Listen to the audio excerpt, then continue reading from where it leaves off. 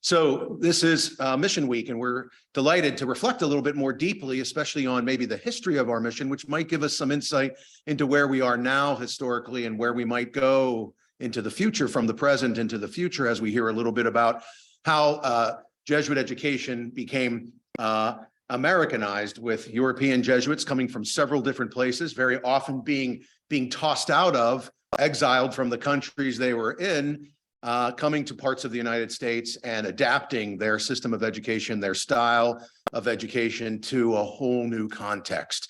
So taking a look at that, adjusting that kind of tradition, this educational tradition within the larger Catholic tradition, to a new context. My name is Father Dan Joyce, and I am the Vice President for Mission here at St. Joseph's. We are happy to have both an in-person crowd as well as an equally large virtual crowd that has signed up to tune in to us from afar. So welcome to our virtual audience as well as our in-person audience. We're delighted to welcome to our campus Dr. Michael Rizzi. Before I introduce him, I'm just going to give a little sense of he's a fellow Pittsburgher, and he reminded me that when I was growing up myself in Pittsburgh, my mother would often tell us as very small children that although we were Catholic, there was this thing out there called the Jesuits, and they were different. They were somehow different. And she knew that because she had gone to graduate school at Marquette University in Milwaukee. And she said, well, I'd say to my mom, well, what do you mean? What's different about these Jesuits?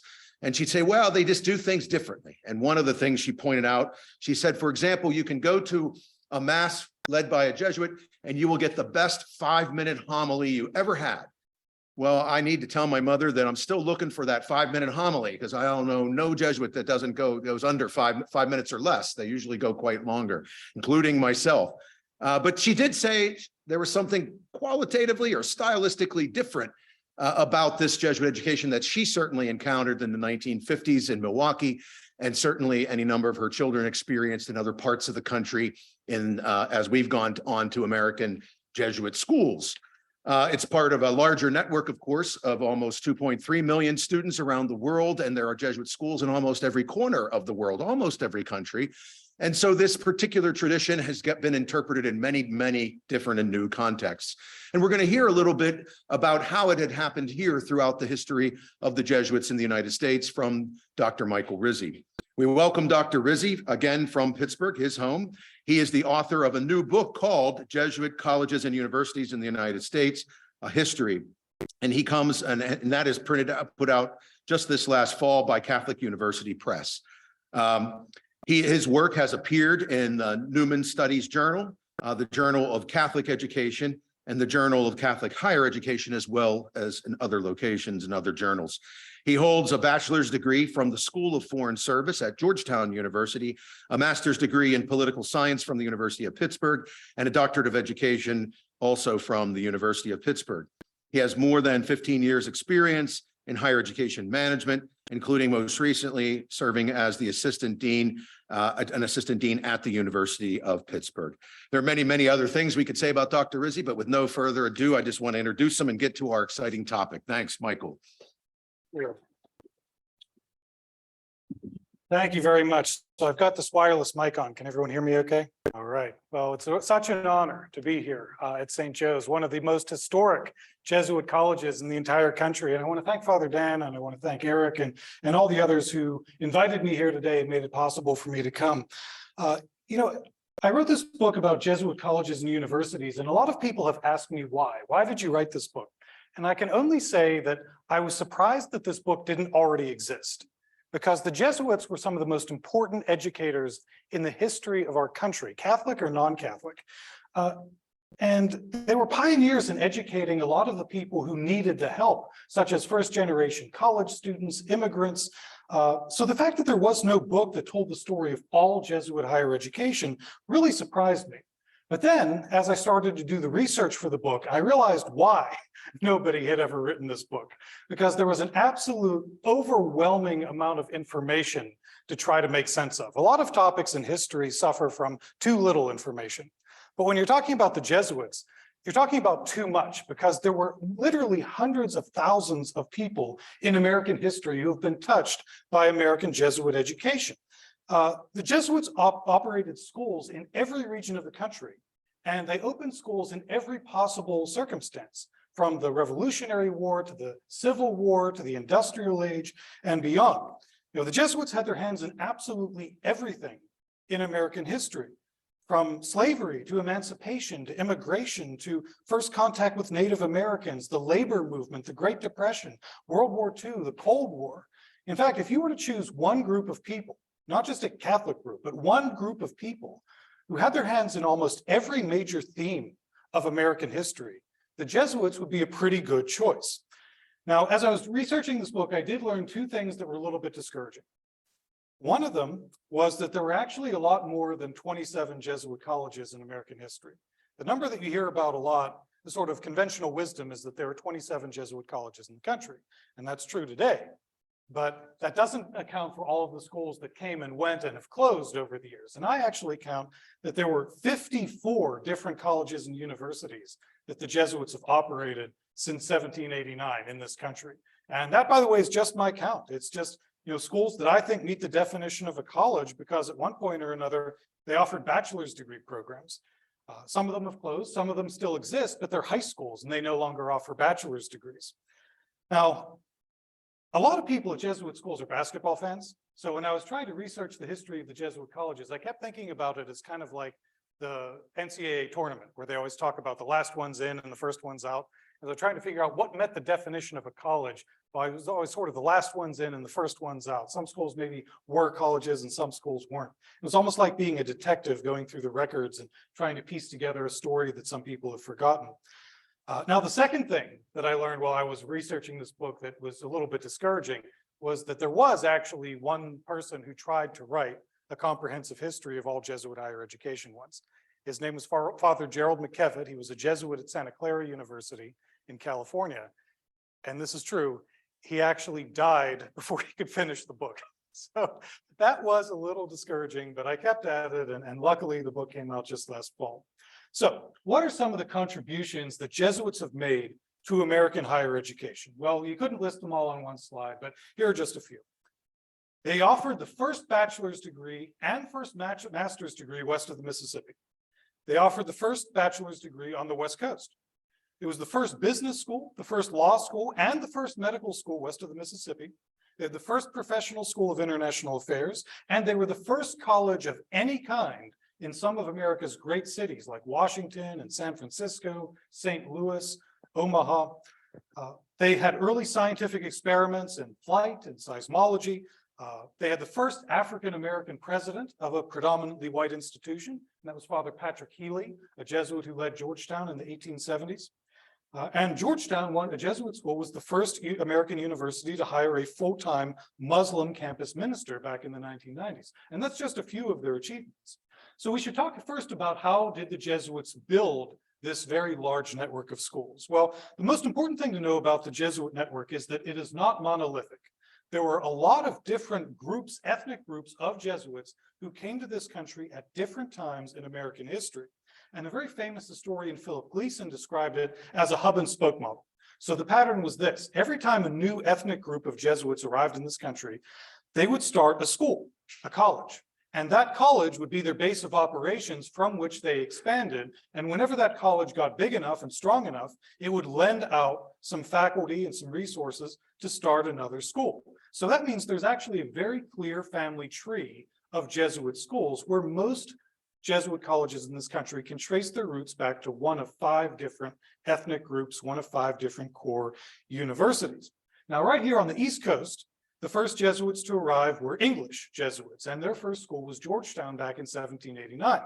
But they actually arrived all the way back in 1634 in the colonial days. In fact, the English-speaking Jesuits who arrived in 1634 were some of the first English-speaking people ever to arrive in North America, and they helped to found the Maryland colony. In the Midwest, you had mainly Belgian Jesuits, and their base of operations was St. Louis. And on the West Coast, you had mainly Italian missionaries, and their base of operations was Santa Clara University near San Francisco. There was also a secondary Italian base in Denver at Regis University. It was a separate group of Italian Jesuits. And then in the South, you had mainly French Jesuits who were settling in and around New Orleans, French-speaking populations of Louisiana, And they actually had a very large network of Southern Jesuit schools at one time, just as many as there were here in the North. But over time, a lot of those Southern schools have closed because there wasn't a lot of demand for higher education in the South in the 1800s. And also there weren't that many Catholics in the South in the 1800s. It was also the French Jesuits who were responsible for staffing Fordham in New York City. So they had one big contribution here on the East Coast. Now, if you were to make a family tree of the Jesuit schools, this is kind of what it would look like. And this is very simplified because I've taken out a lot of the smaller schools and schools that only existed for a short period. And you can see this is where St. Joseph's fits into this story here. It's one of the East Coast schools that was started by Georgetown faculty and alumni who were originally English. Georgetown was the original school. And the Jesuits who taught at Georgetown branched out to start, first of all, Holy Cross in Massachusetts, then St. Joe's in Philly, followed by Loyola in Baltimore, and ultimately Boston College. And the pattern, as you can see, replicates across the country.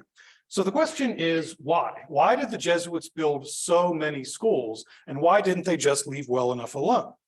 Well, the Jesuits' goal for most of their history was actually to give access to education to as many people as possible. And one of the ways they did this was to build schools to serve different audiences. Now, in the 1800s, there were basically two kinds of Jesuit colleges. There were the boarding schools and there were the day schools. Now, the boarding schools were schools that you lived and they had dorms and they actually charged a pretty high tuition to live there on campus. So they tended to attract fairly wealthy students.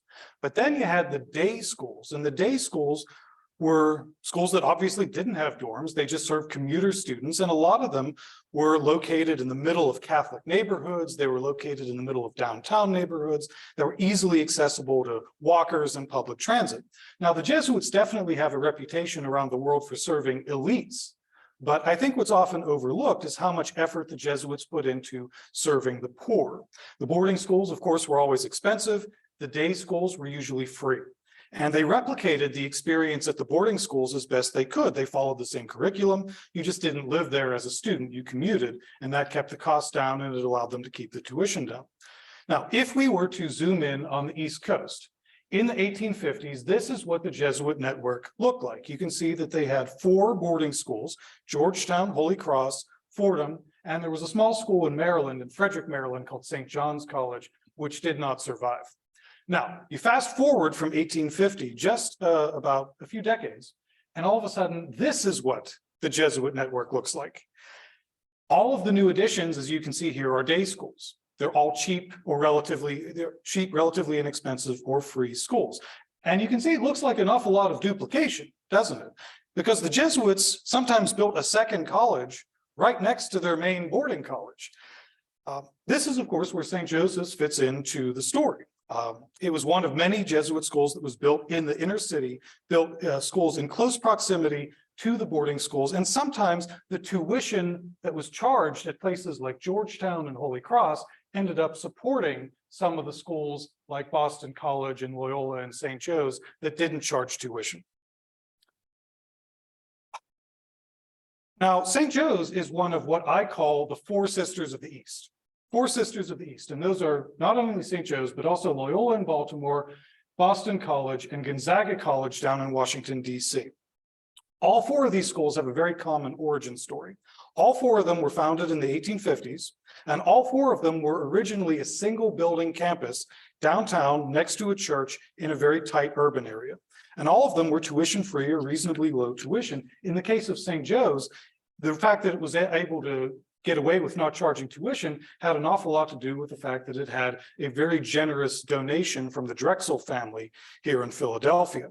And the original people of St. Joe's was to serve people who lived here in Philadelphia, give them the same education that they could have gotten at Georgetown or Fordham if they had had the opportunity to travel for it.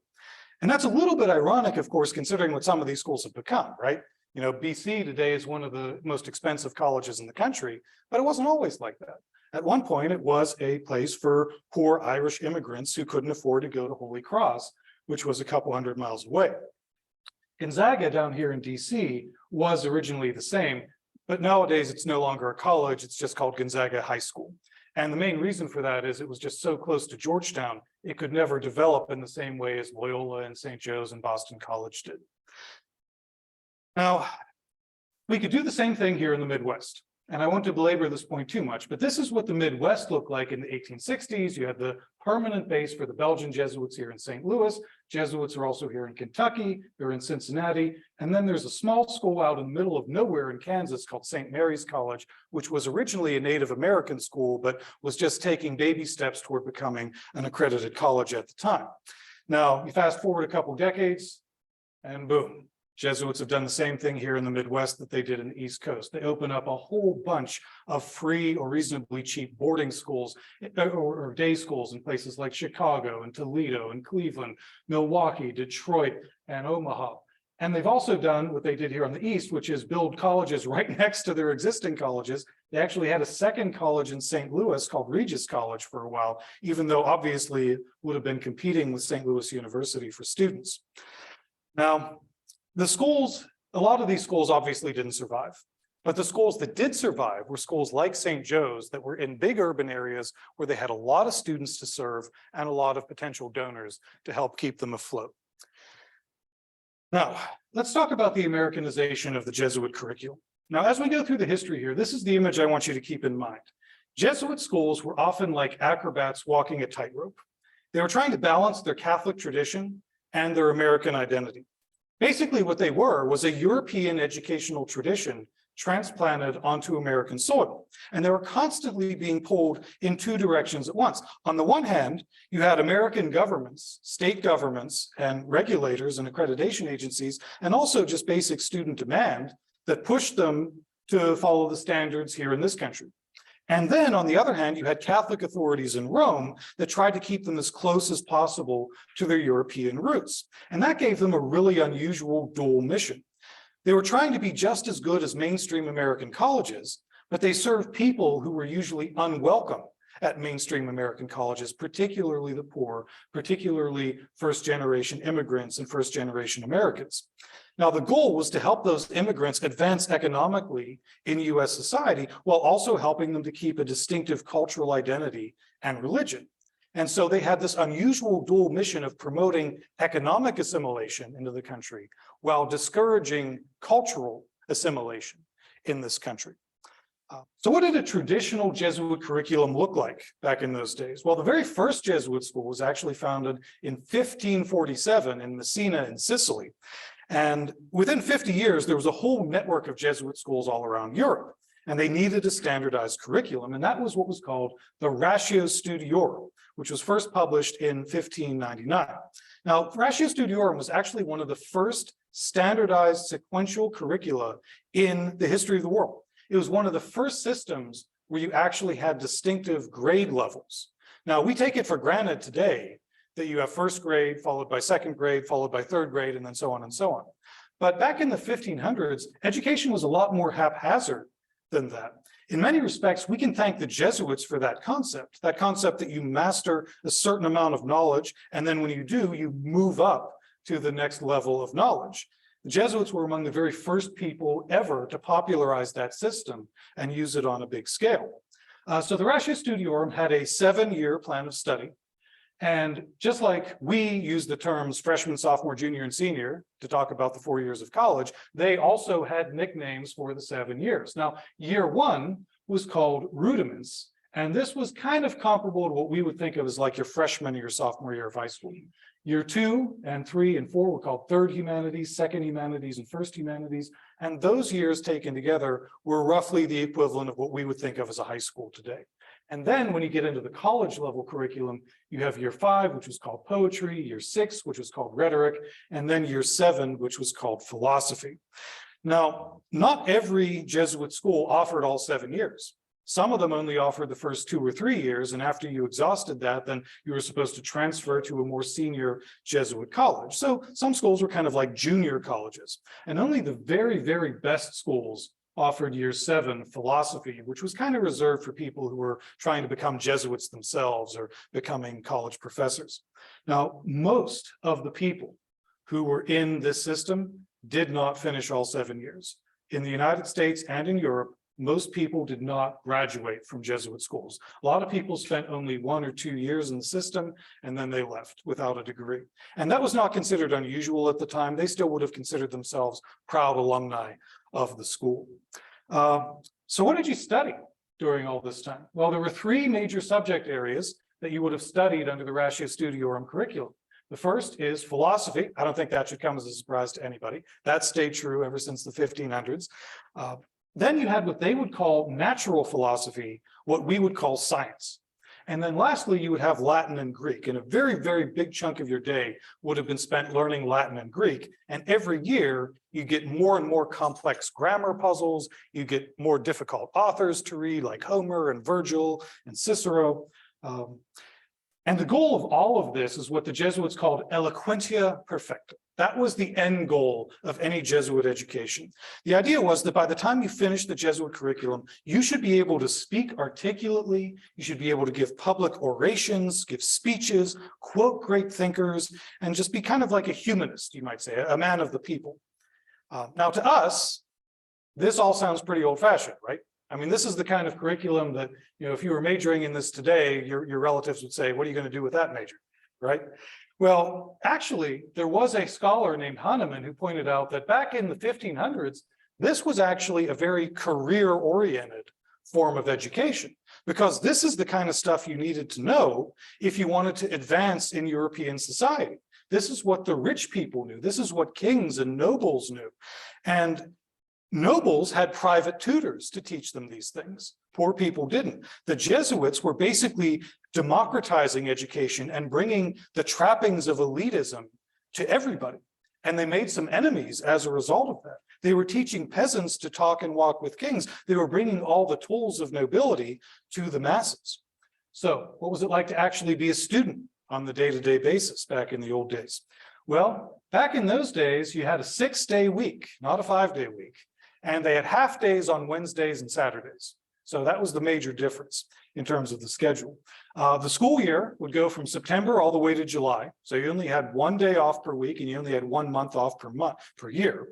And the one thing that's most different about the traditional Jesuit curriculum compared to our current system is that one Jesuit taught all subjects to a certain group of students. So Jesuits did not specialize in a subject. They specialized in a cohort of students, and they followed that cohort of students from year 1 all the way up to year 7. And the Jesuit teacher was supposed to get to know his students. He had to adapt his lesson plans to them. And in a lot of ways, this builds off of Ignatius's spiritual exercises, right? Because if you read the spiritual exercises, one of the key points that Ignatius makes is you need to emphasize adaptability in meeting people where they are, helping people to discern the right path. Well, in the classroom, that meant adjusting the curriculum to the ability of your class. And the Jesuits were essentially Renaissance men. They had to know everything, math, philosophy, science, teach it all to a specific group of students. Now, one thing that surprisingly wasn't present back in those early days was theology, at least in the way that we would understand it today, and the Jesuits at the time would have understood it. Because back in the early 1800s, theology was seen as a professional kind of education for people who wanted to be priests. So it was something you studied in the seminary, but it wasn't something that you would have studied in a normal college any more than you would have studied law or medicine. It was a professional kind of education. But religion was definitely present on campus. Religion was just something that was experienced rather than studied. So every day the students would go to mass together, they would pray together, but they didn't study religion in the same way that the Jesuits themselves did in the seminary. So this is the curriculum they would have brought with them to the United States back in 1789. So let's take a look at the period from 1789 up until the Civil War. Now, if we could somehow get a time machine and go back in time to visit some of these colleges, the really old Jesuit colleges like Georgetown and St. Louis and Xavier and Spring Hill, the first thing that we would notice is that the age of the students on campus was very young. They would look so young to us because you would see people who were 14, 15, 16 years old on campus.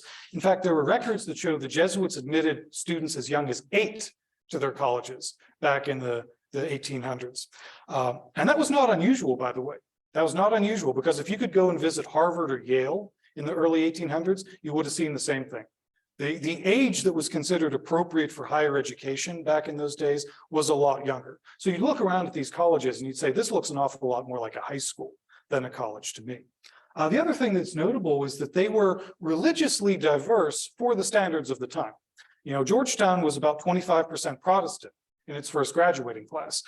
St. Louis hired its first Protestant professor in 1823. Georgetown enrolled the first Jewish student in the 1830s. In Santa Clara in California actually had a majority of Protestants in its first class. So this kind of openness was actually pretty unusual at the time.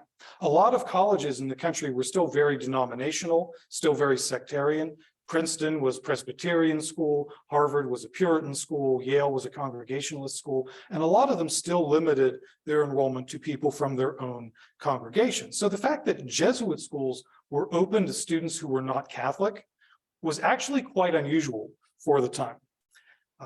The curriculum was actually pretty well in the American mainstream. A lot of the things that you would have studied would have been comparable to what you'd study at Harvard or Yale, like Aristotle and Plato and classical philosophy. But there were two areas where Jesuit schools were arguably better than the mainstream American colleges. One of them was science. They arguably had a better science curriculum because the Italian and the French Jesuits who came over to teach were bringing with them some of the best scientific equipment in Europe, some of the best books. European science back in those days was a lot better than American science.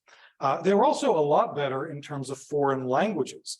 They had this built-in foreign faculty of immigrants who were able to teach classes like Spanish and German and French, and that was highly unusual back in those days. Most American colleges only taught English. Very few taught modern foreign languages other than Latin and Greek.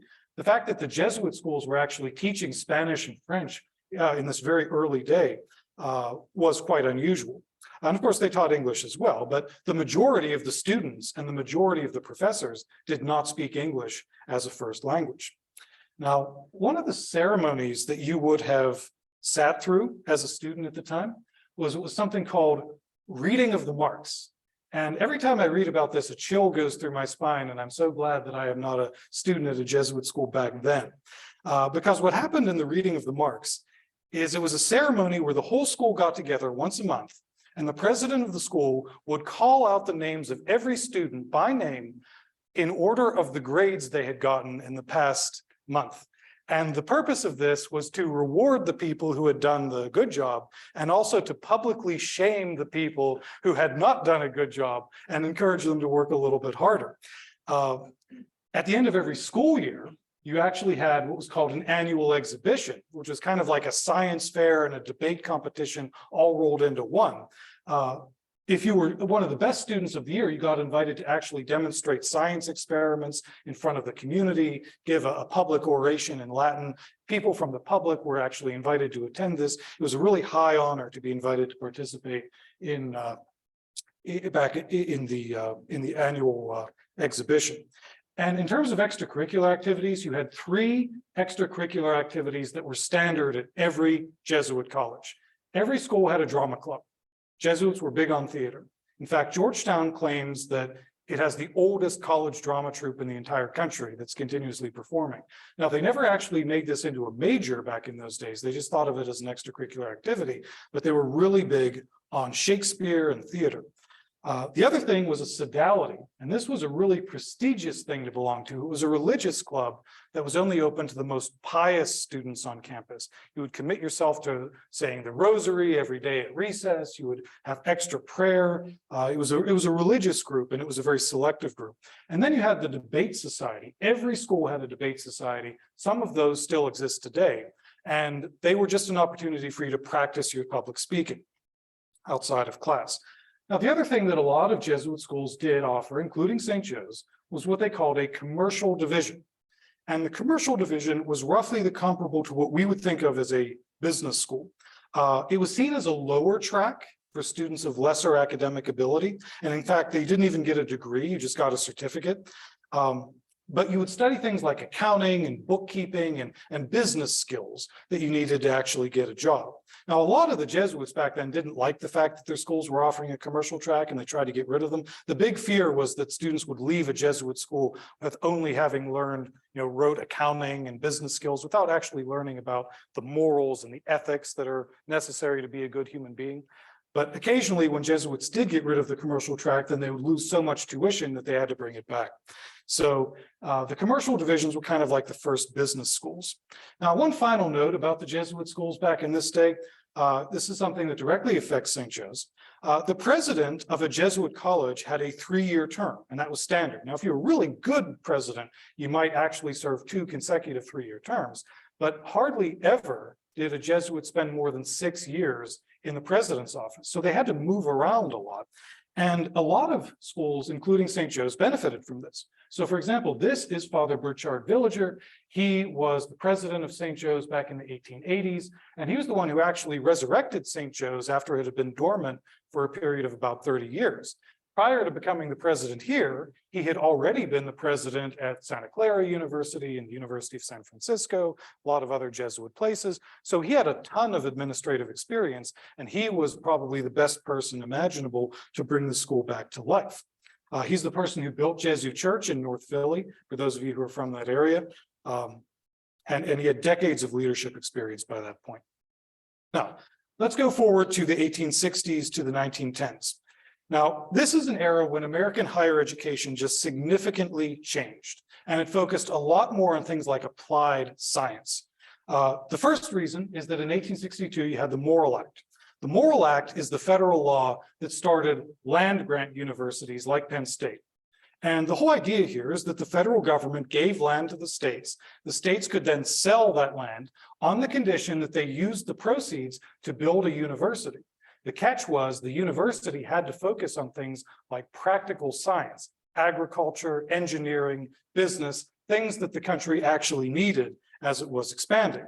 And over time, this became the focus of all higher ed, not just the land-grant schools like Penn State. In the 1870s, you've got the first graduate schools. Up until then, a master's degree was kind of like an honorary degree that you just gave to somebody who could prove that they were an intelligent person. But master's degrees start to be taught in the 1870s. And then in 1876, you have a really important milestone with the founding of Johns Hopkins University in Baltimore. Johns Hopkins is the first American university founded on the German model rather than the traditional American model. And in the German model, a university exists primarily to do research rather than to teach students. And so Johns Hopkins was originally a graduate school. The Catholics started their own version of Johns Hopkins, and that was the Catholic University of America back in 1887. They originally envisioned CUA as a Catholic version of Johns Hopkins in that it was only a graduate school, it only taught graduate students, and it only did research. And then in my hometown of Pittsburgh, you had Andrew Carnegie, who was an avowed secularist, and he used a lot of his money to push universities to distance themselves from their religious congregations. One of the ways he did that was through the Carnegie Teachers Pension Fund.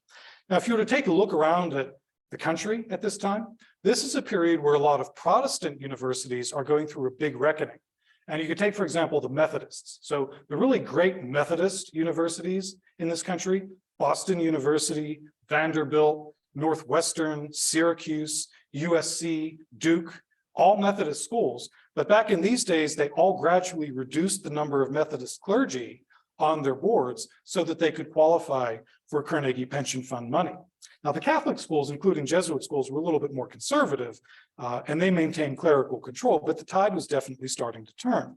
And in 1915, you have the founding of the American Association of University Professors, where university faculty start to see themselves as a distinct profession, kind of like doctors and lawyers, and they start pushing for things like academic freedom. What's really different about this particular time period is that whereas faculty often were loyal to their institutions, now faculty are starting to get loyal to their disciplines. So if you're a chemist, in order to do research, all chemists have to speak the same language, right? And so chemists are increasingly thinking that my job as a chemistry professor is not going to be any different if I'm teaching at a public school or a private school or a Catholic school or a military academy. Why should it matter? Chemistry is the same. And so faculty and teaching become homogenized.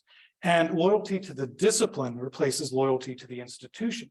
The overall mission of a university changes from knowledge preservation to knowledge creation. Now, this is a big challenge for Catholic schools, right? Because Catholic schools, including most Jesuit schools, were not designed to innovate. They were not designed to do research. They were designed to help people. Many priests and nuns taught at a college because they saw it as a ministry, kind of like working in a soup kitchen or kind of like working at a homeless shelter. They weren't researchers. They weren't creating new knowledge.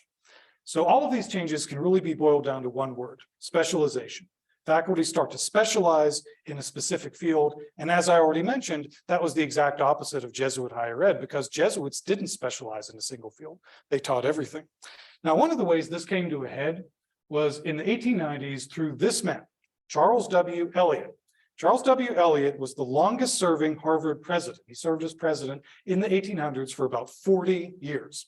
And Eliot pushed for an elective system, the very first big elective system in college, where students could choose their own courses. This was a big departure, because in effect, what he did is he reconceptualized the university not as a feast, but as a buffet. It used to be that as a university, you were served one prepared course after another. But now, under the elective system, you could just go down the buffet line and that looks good, I'll take that, I'll take that. Now, Eliot hated Jesuit education, absolutely hated it, because it represented everything that he thought was wrong about the old ways. In 1897, Harvard Law School released a list of approved undergraduate colleges. And if you went to one of these colleges, you could go to Harvard Law School without taking an entrance exam. Well, there was only one Jesuit school on that list, and that was Georgetown.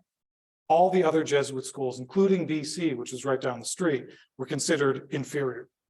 Now, a lot of the other Jesuit schools complained. They said, hey, the curriculum's the same. Why would you decide that Georgetown grads are able to go to Harvard Law, but Boston College grads can't? Well, Eliot actually addressed this in a speech that he gave in 1899, and he admitted that he had kept Georgetown on the list mainly to avoid charges that he had been discriminating against Catholic schools. But the fact of the matter was, Harvard was mainly a New England school at the time, and very, very few Georgetown students lived in New England. It was mainly a Southern school. So very few Georgetown students would have been applying to Harvard Law. The only Jesuit school that would have been sending students to Harvard Law was BC and possibly Holy Cross, and they were kept out. Now, the Jesuits fought back. This is Father Timothy Brosnahan, who was the president of Boston College, and he wrote a very famous rebuttal to Eliot. He said, look, you criticize us for being weak on science and modern technology. Well, under your elective system at Harvard, a student could graduate from Harvard without taking any science at all. So who's actually giving the better education here? And even though Eliot published his speech in the Atlantic Monthly refused to publish Brosnahan's counterpoint to it. And he ultimately had to publish it in a Catholic newspaper. So how did the Jesuits respond to all these changes? Well, the first reaction was stand firm. We believe in our system. They wanted to stay small and embrace the classical tradition, kind of embrace this whole electivism as a fad. But there was one big change in the Jesuit network in this time, and that is in 1906, there was a worldwide revision of the Ratio Studiorum, where the Jesuits got together and said, look, by now, we're operating schools on every continent in the world. We have schools in Congo, Poland, United States, Brazil, Australia, China. We can't come up with a single curriculum that meets the needs of all these countries. And so in 1906 on, there's an official recognition by the Jesuits that you can adapt your curriculum to the needs of your own country. Second response was to add professional schools. And you can see that a lot of professional schools are opened by the Jesuit schools in this period from the 1850s on until World War I. Now, the largest number were law schools. That makes a lot of sense, right? Because the means of legal education, Socratic teaching, as well as the ends of legal education, social justice, are a really good match for what the Jesuits were trying to do. But I do want to point out something about the law schools, and that is that Jesuit law schools were different because they were mainly evening schools designed to serve poor people and immigrants who were working during the day. Well, the American Bar Association didn't like that. The American Bar Association in the early 1900s started to get really concerned about this glut of lawyers that were graduating every year and flooding the legal market. And so in 1923, they released the first list of ABA-approved law schools. There was not a single Catholic law school on that list. And eventually the ABA starts to insist that in order to get into law school, you have to have a bachelor's degree. Well, up until then, you didn't. So law school becomes a graduate school, and they actually changed the name of a law degree. Nowadays, we call it a JD, a Juris Doctorate. It used to be called an LLB, or a Bachelor of Laws. They call it a Juris Doctorate now to emphasize the fact that it's a graduate school. They also added a mandatory third year to all law schools. And the intent of all of this was just to limit access to the legal profession, to make it more expensive to get a law degree so that poor people and lower class immigrants could be kept out. It was the exact opposite of what the Jesuits were trying to do. St. Joe's, by the way, tried to start a law school back in the early 1900s. They actually didn't get approval for it because no one wanted it to compete with Catholic University of America Law School, but they tried to at one point. And while we're on the subject, let me just say very briefly, this is when you start to see women starting to enroll at Jesuit schools. They didn't enroll at the undergrad colleges, but they did enroll in these professional schools. So in the 1880s, 1890s, early 1900s, women are starting to enroll in small numbers in the dental schools, the law schools, the medical schools. Now, the final Jesuit response here was to emphasize research. One of the things that the Jesuits realized is that there was one field of research where they actually could make a really big dent in scientific progress, and that was seismology. There was a Jesuit by the name of Father Frederick Odenbach, who was teaching at John Carroll University in Cleveland. He was a seismologist. He studied earthquakes, and he realized to study earthquakes, you actually have to make independent measurements of the Earth's surface at many different points on the surface of the Earth at the same time.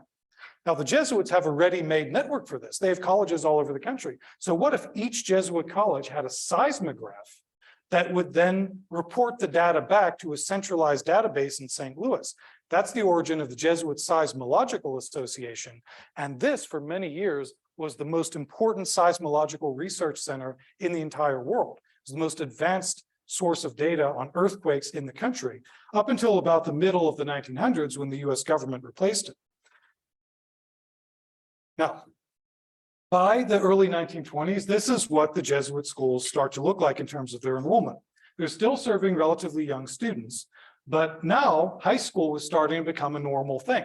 And so the Jesuits changed their curriculum from a 6-year curriculum to an 8-year curriculum.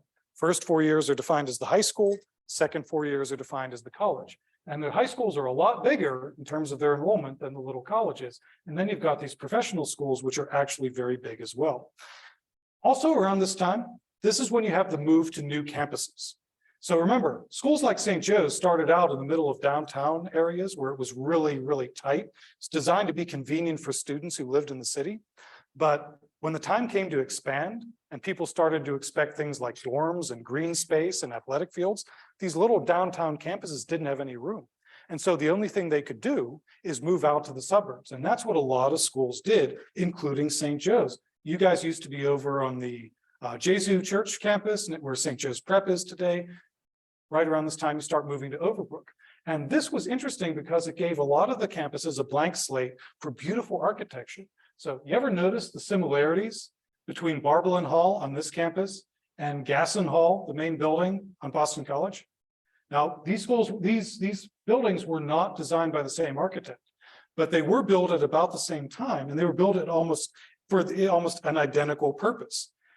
They showed that the Jesuits had similar goals for both schools as they moved them out to the suburbs. They wanted them to grow into big modern universities, no longer just downtown commuter schools. And the similarities here reflect the fact that St. Joe's and BC were going through the same process at the same time. Well, the interwar years are a really transformative time in Jesuit education. This is when the European Jesuits start to retire and die off, and the first generation of American-born Jesuits starts to take over. Now, the American Jesuits are at first not any less traditional, but they were a lot more pragmatic. They were a lot more open-minded.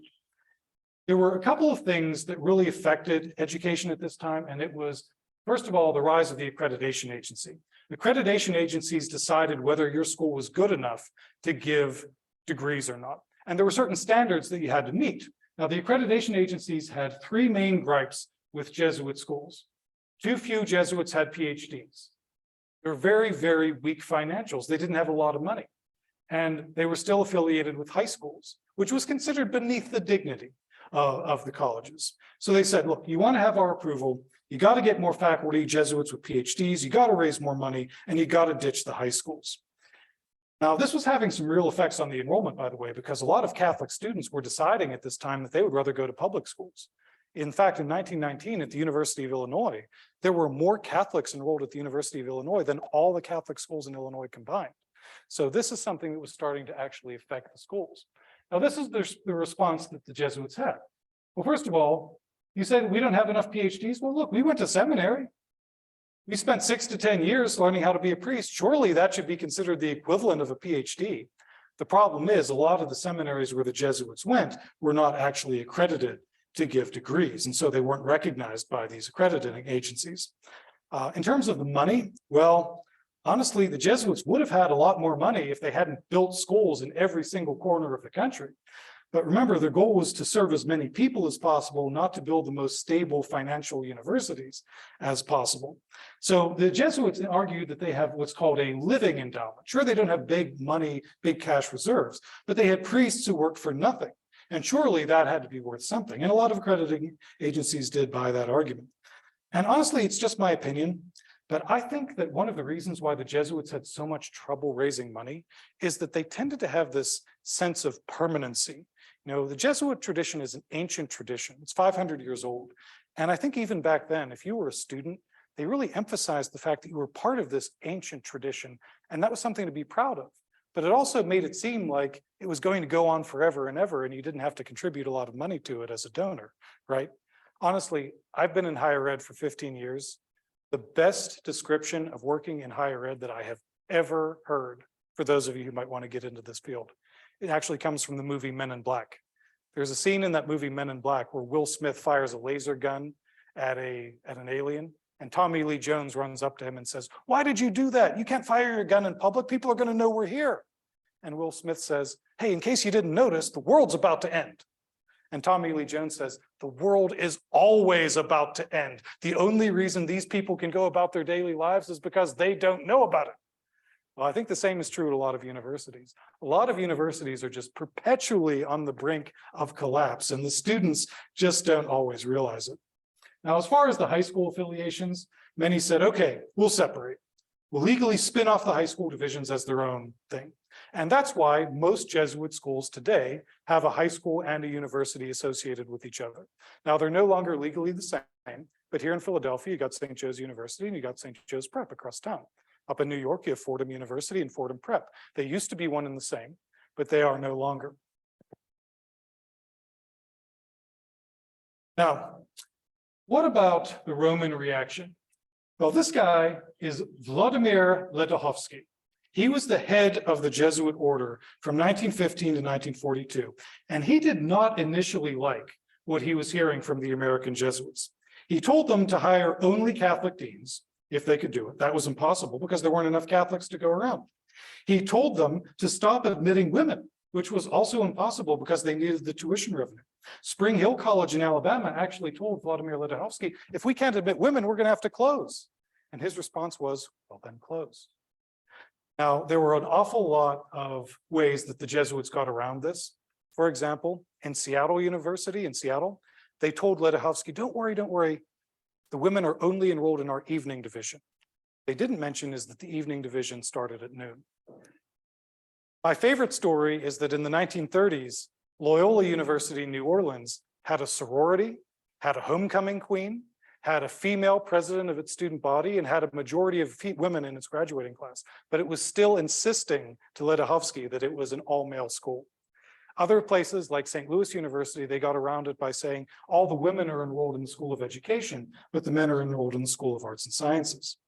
Now, I don't want to paint this guy Ledachovsky in too bad a light, though, because he started out as a big traditionalist, but honestly, after the American Jesuits pushed back on it, he really did reform his idea, and he did, when they told him he was being unrealistic, he changed his position, and he was willing to compromise. In fact, he fully supported the reforms of the 1920s. And these were the reforms.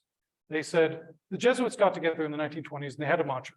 From this point on, every Jesuit college will be a standard college. Jesuit seminarians will earn a PhD as a standard part of their training to become priests. We're going to improve cooperation among Jesuit colleges. We're going to study and learn from the successes of secular colleges, and we're going to start to organize into departments. We're going to work to meet the accrediting agencies' standards. Now, of course, as you become more and more American, the question then becomes, what are you doing to make yourself different? What is it that makes this a distinctive Catholic experience? Well, they had three things. Well, they're starting to organize themselves into departments. One of those is going to be a theology department, teach students religion as a core class.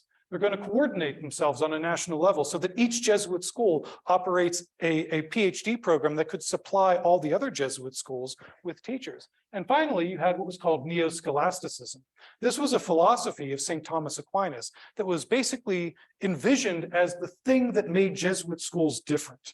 And it's really, really hard to explain neo-scholasticism in a minute or two, but let me do my best. It says, Aquinas's writings suggested that God's existence made human knowledge possible, and that science and research were just ways of getting closer to a fuller and more enlightened understanding of God's purpose for the world. So when academics lost sight of that, academic knowledge and research could be used for evil purposes, like building a nuclear bomb. But when academics actually followed the traditions of the Catholic Church, it was refined by the Church's teaching authority that human reason could be used for good and could solve real-world problems like social injustices, labor inequalities. So the Catholic tradition brought a moral component to the search for truth that secular universities tended to overlook. So this was the framework for Catholic higher education in the 1920s and 30s. So what happened to neo-scholasticism? Well, that happened. World War II.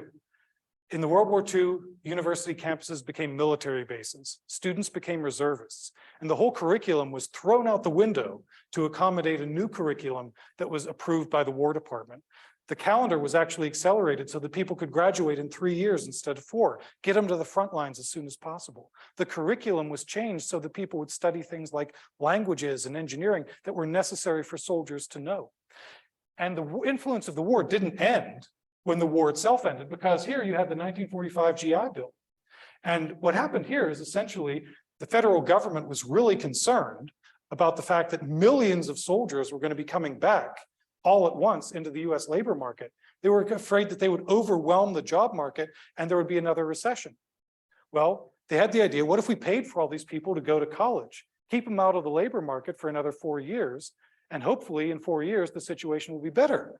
Well, it worked. It was one of the most successful government projects in history. Look how well it worked. In 1944, the total combined enrollment of all Jesuit schools across the country was 28,000. In 1948, it was 98,000. That's how many more people had to go to college and wanted to go to college and now had the means to do it. So what did that mean for the schools? It meant that they had to hire new faculty at an unprecedented rate. They had to give them a crash course in Jesuit identity and just send them out into the classroom. And a lot of them were still spinning and a lot of their heads were still spinning by the time you get into the 1950s and 60s, where the Jesuits start to compete now with public universities like Penn State. Community colleges are opening up new campuses. Think about the Penn State campuses that you can think of around here. Penn State Brandywine, Penn State Abington, all of these were founded in the 50s and 60s to respond to this massive increase in demand for higher education. And this puts the Jesuit schools in a really uncomfortable position, because up until now, they had defined their mission as serving people who were in need. Now there were public schools that were doing that even more cheaply. And the Jesuit schools were becoming private, expensive, wealthy, elitist kind of places, which was not a very comfortable place for them to be. I think it's very notable and telling that the Jesuits did not build any more colleges after 1955. What they did build were a lot of high schools. They built a lot of what we call today Cristo Rey schools, nativity schools, and Jesuit high schools in downtown areas where they would serve poor people. And that was a lot closer to the original mission of a lot of these Jesuit colleges than they were now. By the 1960s, this is when higher education as we know it kind of takes shape. Vatican II opens up the church in many ways. The Land O'Lakes Statement of 1967 is a statement where universities, Catholic universities from around the country got together and they published a position paper that basically said, in order to be a great Catholic university, you must first be a great university. You must be subject to all the same standards and accreditation and quality assurance that any university is. And what makes you specifically Catholic is the fact that you have a theology department, the fact that you incorporate theology into the study of every academic subject, and that you have a focus on the moral aspect of student development and the moral aspect of research. And in 1967, the Jesuits got together in Denver, Colorado, and they had a workshop where they decided, look, from now on, the goal is going to be not centralization, but decentralization. We're going to focus on each school doing what's best for itself. We're going to embrace research. And it draws from Ignatian spirituality, which is very world-affirming spirituality. Because Ignatian spirituality tells us to find God in all things, including research, including programs that help students find ways to improve the condition of the world and work toward justice in society. So research and learning itself can be a path toward good. Now, let me leave you with just a few final thoughts here. Nowadays, Jesuit education is in a very different place than it was at any of these previous moments that I've discussed. Lay people are in charge. Very few Jesuit schools still have a Jesuit in the president's office. And one could certainly argue that the Jesuit identity of the schools has in fact been strengthened by the lay leadership, because you can no longer take the Jesuit identity for granted. You have to be proactive. You have to talk about it. And it becomes everyone's responsibility, not just the responsibility of the Jesuits on campus. What I find most encouraging about the modern era in Jesuit higher ed is that even though they don't have to, the Jesuit schools still work together.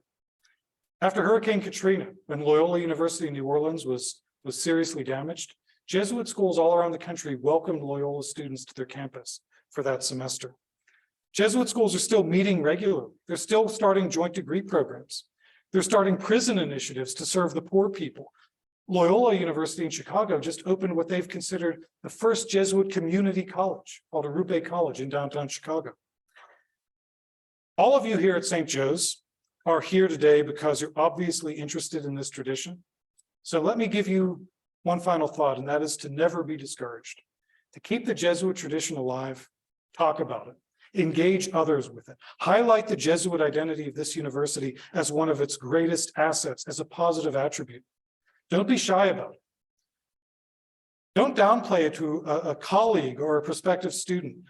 If anyone knows anything about the history of Jesuit higher education and what Jesuits contributed to our society, they would have to believe and have to understand that a Jesuit identity is a very positive thing for a university. You do not have to be Catholic or even religious to appreciate the benefits and the value of going to a Jesuit school and to see the specialness of being a part of this global 500-year-old network. I'd also submit to you that American higher education as a whole is getting a lot more Jesuit in its approach. You know, buzzwords nowadays in higher ed are things like interdisciplinary learning, breaking down silos. The Jesuits did that 500 years ago. A lot of schools, through their Title IX offices and their counseling centers, are really seriously thinking about what it means to focus on developing the whole person, to focus on improving the moral aspect of their students' lives. Well, the Jesuits have 5 centuries of experience with that. At St. Joe's, I know you're going through an acquisition right now, University of the Sciences, PA College of the Health Sciences. And it's always hard to get the 2 institutions to work together, but just be reassured, you're not the first by a long shot. There were at least 4 occasions in American history where a Jesuit school acquired a previously independent pharmacy school. And all of these schools are very successful. The same can and will be true here in Philly. Now, I know that the discussions about Jesuit identity and what a Jesuit curriculum could look like can be very challenging, but rest assured, you guys here in Philadelphia are not the first to ask these questions or to answer them. It's always been a balancing act, and many, many generations before you have done their best to keep this tradition alive and hand off this legacy to you, just as I know you will hand it off to the next generation. And I'm confident that you are going to write another impressive chapter in this long and important story. So thank you so much for being here. Really appreciate you.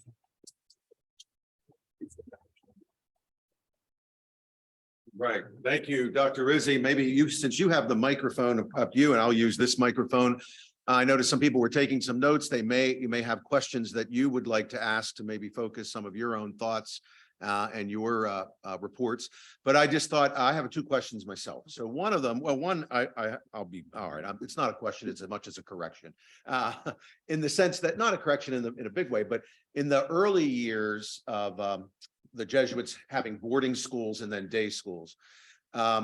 You're right. The day schools were always, they were forced, and students didn't have to pay tuition, and they were a struggle to run. But there was a problem with the boarding schools, is that because you're boarding students, you also, they cost a lot of money. The boarding schools, especially to be frank, Georgetown and Holy Cross, were always in debt to some extent. Even though they had a wealthy clientele, but it just cost a lot to have kids board. So there was a time when St. Joe's had the Drexel Endowment, which was a chunk of money that it had. And because there wasn't a lot of activity at that time, the Drexel Endowment actually went out to support the boarding schools at one point. So it was sort of a vice versa. Whereas I don't know, and maybe you have that I don't know that St. Joe's received any support the other way, though. That I don't know. I cannot say for sure that St. Joe's ever got any money from any of the boarding schools, no. Yeah. But there were certain situations like in New York City, for example, where Fordham was supporting Brooklyn College and such. Yeah. But that was not part of the Eastern network that St. Joe's was part of. It was part of the French network. So no, if I gave you the impression that St. Joe's benefited directly from money from Georgetown or Holy Cross, I have no evidence of that. No. And for sure, I think we have some documentation that says it at one point it went the other way, mainly because we had that our library. One of the reasons our library is called Drexel Library is because it was endowed by Mr. Francis Drexel. His brother founded Drexel University. They're two different Drexels. But we did have this interesting little endowment that did support kind of that network a bit. And well, that's one point I just wanted to. Any questions out here in the audience that someone may have that they want to present? Unfortunately, I don't think we have the capacity. Sure, go ahead.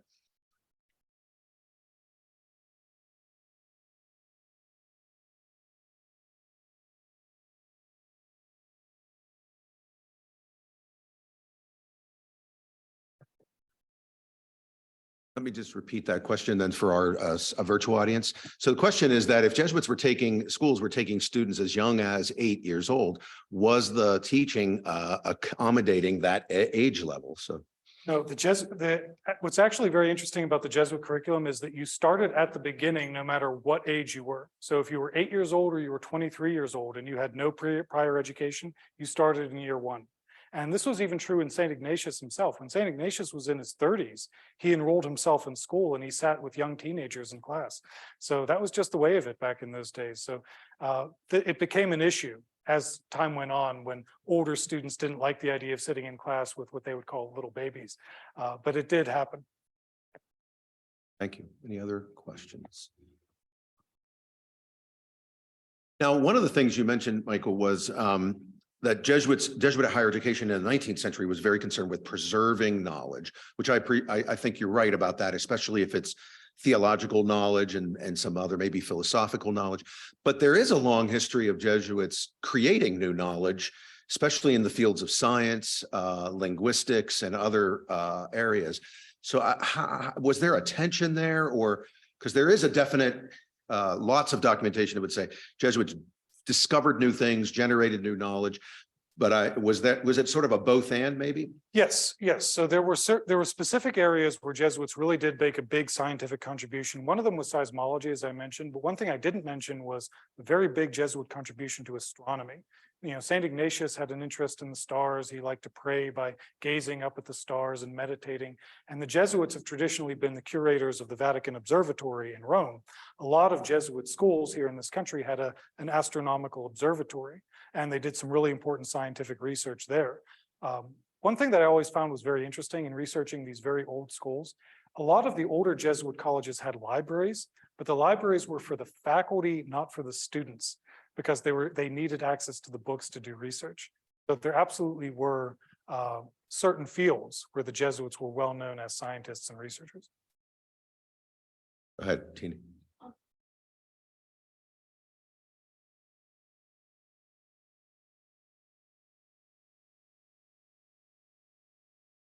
For our virtual audience, the question is if Dr. Rizzi could take one thing from the older way of Jesuit education and revive it or reinsert it in today's Jesuit education, what would it be? That's a great question. Honestly, I mean, there's an awful lot about the things that have changed that is positive, right? I mean, we like the fact that, the schools now enroll women. We like the fact that they enroll a racially diverse group. I mean, all of these things are very positive. So I think for the most part, the changes that have been made to the Jesuit curriculum have been good changes. I wouldn't say, I'll be totally honest with you. I'm not one of those people who thinks that Jesuit schools and Catholic schools have lost their way. I wouldn't say that they used to do things better than they do now. I really don't. I think that they have adapted with the times, and sometimes those adaptations have worked and sometimes they didn't work, but they were always trying to do their best to preserve the spirit of the old Jesuit style of education in the modern era. And in responding to the needs of the modern era, sometimes you have to make tweaks to it. So I wouldn't necessarily go back and change anything that the Jesuits have done, even though in retrospect, sometimes they could have gone further or maybe didn't go enough in some reforms. I think that the way Jesuit schools are doing this now is good, and they should keep it up. I found it fascinating because I hadn't fully realized that too, that in the history at the end of the 19th century, beginning of the 20th century, because there weren't enough Jesuits and Jesuits qualified of certain things, there were a bunch of non-Jesuit deans running Jesuit colleges within the university, and many of them were non-Catholic, or at least some of them were, because again, you needed that talent and you needed to draw upon people, whoever they were, to run with their special expertise. So this idea that there are non-Catholics as leaders in Jesuit education is actually not something new, which I found. Can you think of any interesting examples of that? I absolutely can. In 1920, the dean of the School of Pharmacy at Fordham was a Jewish person. Right around the same time, the dean of the law school at Loyola University in New Orleans was a Protestant and actually a member of the Masons, which would have been highly unusual for a Catholic school at the time. But apparently these people got along very well with the Jesuits. And in the case of the Fordham Pharmacy dean, his name was Jacob Denaire. He was actually well known to be one of the faculty on campus who was most committed to the Jesuit tradition. And he created this curriculum, a pharmacy curriculum that was infused with Ignatian pedagogy, and arguably did a better job than some of the Catholic deans might have done. Anybody's curiosity sparked and they have a question out there? Yeah, go ahead, sure.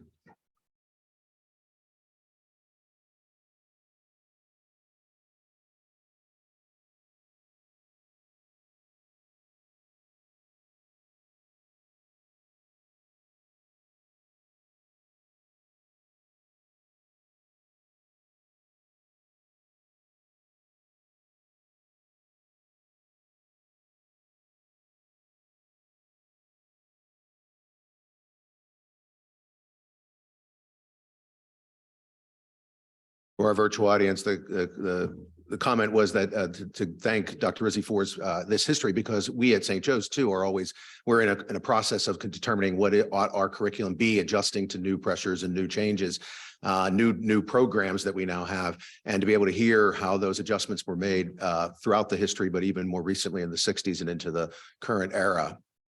And as you have those conversations, I hope you find it reassuring just to reflect on the fact that in the 1800s, faculty at Jesuit colleges were having almost word for word the same conversations, wondering about how do you infuse Jesuit pedagogy into a business curriculum, into a law curriculum.